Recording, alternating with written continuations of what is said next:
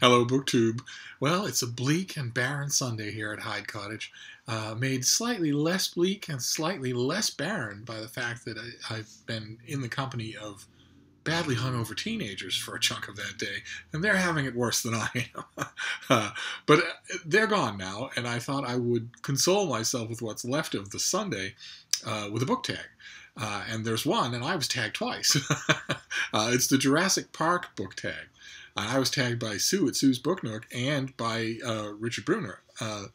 And rather than combine the two, I thought I would do two versions of the same tag. One fiction and one nonfiction. Since these things are always ever pitched for fiction, and I don't think they should be. So I will start with the nonfiction. So this is the Jurassic Park book tag, the nonfiction edition. And the first question is, what is your favorite dinosaur? And my answer is the plesiosaur. Not just because it seems cool, but also because I like to believe it still exists in Loch Ness. Question number 2, Alan Grant. A character who would survive Jurassic Park. My answer to this is Mary Kingsley, the author of Travels in West Africa. An intrepid traveler who was also a wonderful writer, so her books sold like griddle cakes.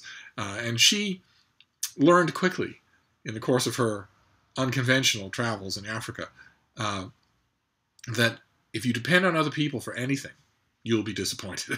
You should learn how to do everything yourself, from porting to cooking to protecting yourself. And eventually she did learn how to do all that. I think she could survive just about anything.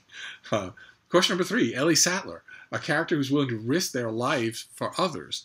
And with this, I would go with Clara Barton, the so-called angel of the battlefield during the big dust-ups of the 19th century, who really did intentionally walk into live fire in order to see if there was anybody there who needed her help. And there were a lot of commissioned male officers who weren't willing to do the same thing. So she comes to mind. Question number 4, Ian Malcolm, a book with an ending you can predict. This is rather common for me since I like nonfiction so much. And with nonfiction and biography, you know the ending of the story. Like, for instance, World War II, which I have a whole bookcase full of World War II books, and I love reading about it. But you know how it ends. You know how the story ends. And I do want to recommend one of those books. I still haven't done my World War II starter kit video, but in lieu of that, there are a slew of one-volume histories of World War II. And the one I want to recommend is by the novelist Len Deighton, who did one called Blood, Tears, and Folly. He calls it an objective look at World War II. And I guess he tries his hardest to make it that. But it's really good reading. The key is that isn't so much that he does some point of view trick that no one else had been able to do. It's rather that he imports to the task of writing his book the skills of a novelist. So it ends up being really good. Question number 5, Dennis Nedry, a character who's willing to endanger others for his own benefit. The very first name that came to mind when talking about nonfiction is George Armstrong Custer. Who was perfectly willing to endanger the men under his command and also anyone else around him, including civilians, for his own glory and for the presidency. And when he comes to mind, and if I'm in a book recommending frame of mind, of course I want to recommend Evan Connell's great book, Son of the Morning Star. There are many biographies of Custer. There are many books about Custer and Little Bighorn. But Son of the Morning Star is in a class by itself, and you really ought to read it. It's a masterpiece. And then, let's see here. Question number 6, Brachiosaurus, a book that took you a long time to finish. Don't have an answer for this one, BookTube.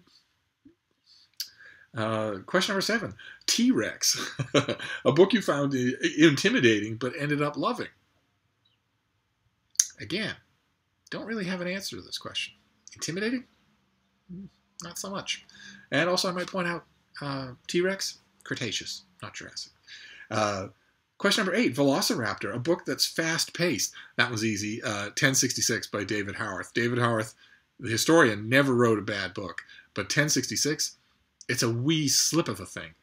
And there isn't an ounce of fat on it. It's just an incredible... again, there's a slew of books on 1066 and William the Conqueror and whatnot. And it's the one to start with, and I go back to it all the time, even though it's not particularly scholarly. It's just wonderful. And also, might point out, Velociraptor, Cretaceous, not Jurassic.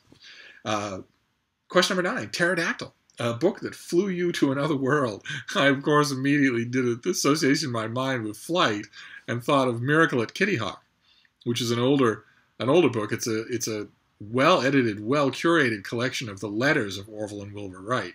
That's captivating reading. You wouldn't think it would be, but it is. They were both really good writers and also genuinely strange, and their strangenesses complemented each other. So reading their letters is in some ways better than reading a narrative of the story, because they knew the momentous nature of what they were doing, and wrote about it frankly.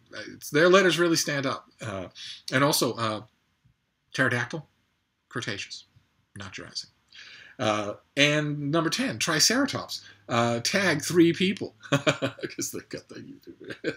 And I tag in the Insomniac, if he hasn't already done it. I haven't actually checked. I tag MegaManChiefFan, who made a triumphant return to BookTube, and I tagged Jack the Bibliophile, who also came back to BookTube and seemed a little tentative, so he might not be in a tagging frame of mind, but if he is, I wholeheartedly urge him to do it. And also, Triceratops, Cretaceous, not Jurassic. Thank you, BookTube.